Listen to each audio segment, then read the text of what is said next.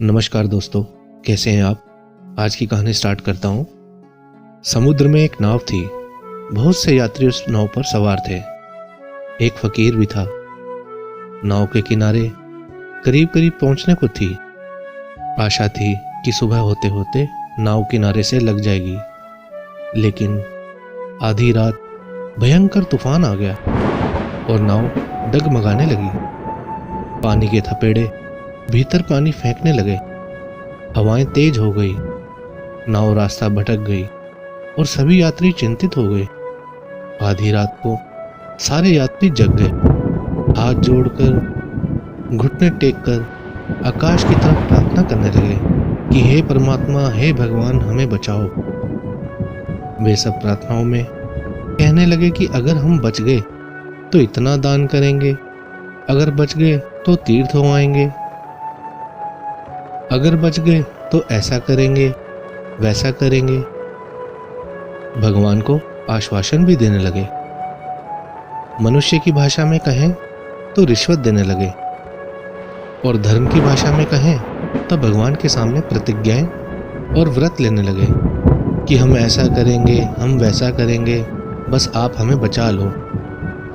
एक फकीर था। सारे लोगों ने उससे कहा कि तुम भी प्रार्थना करो, तुम्हारी प्रार्थना में ज्यादा सुन लेगा, क्योंकि तुम फकीर हो, निकट का तुम्हारा संबंध है, तुम्हारी बात जल्दी सुन लेगा।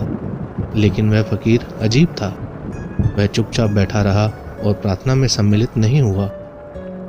तो वे सब बहुत नाराज हो गए और उसने कहा कि तुम कैसे दुष्ट आदमी हो, तुम भगवान के निकट के मालूम होते हो, जीवन भर के फकीर हो, तुम कहोगे तो जल्दी मान लेगा।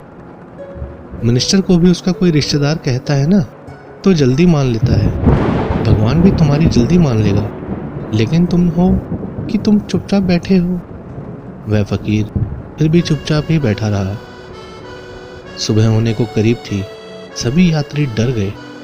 डरकर आंखें मूंदकर ईश्वर से प्रार्थना कर ही रहे थे कि वह फकीर चिल्लाया, अरे देखो, किनारा करीब आ गया है, अब हम सब सुरक्षित हैं। वे तो सब बेचारे प्रार्थना में थे। आंख उठाकर देखा, किनारा करीब था।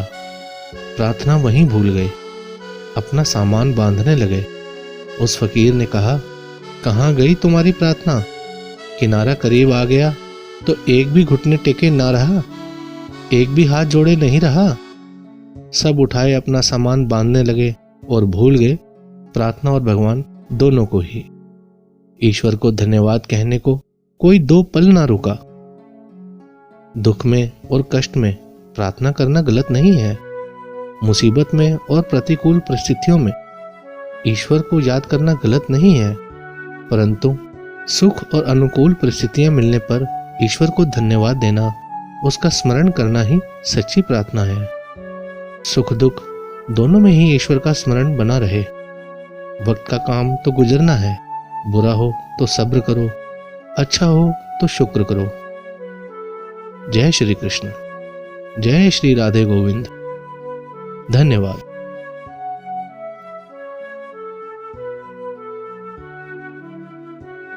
और भी मोटिवेशनल स्टोरीज को देखने के लिए हमारे चैनल को सब्सक्राइब कर लीजिए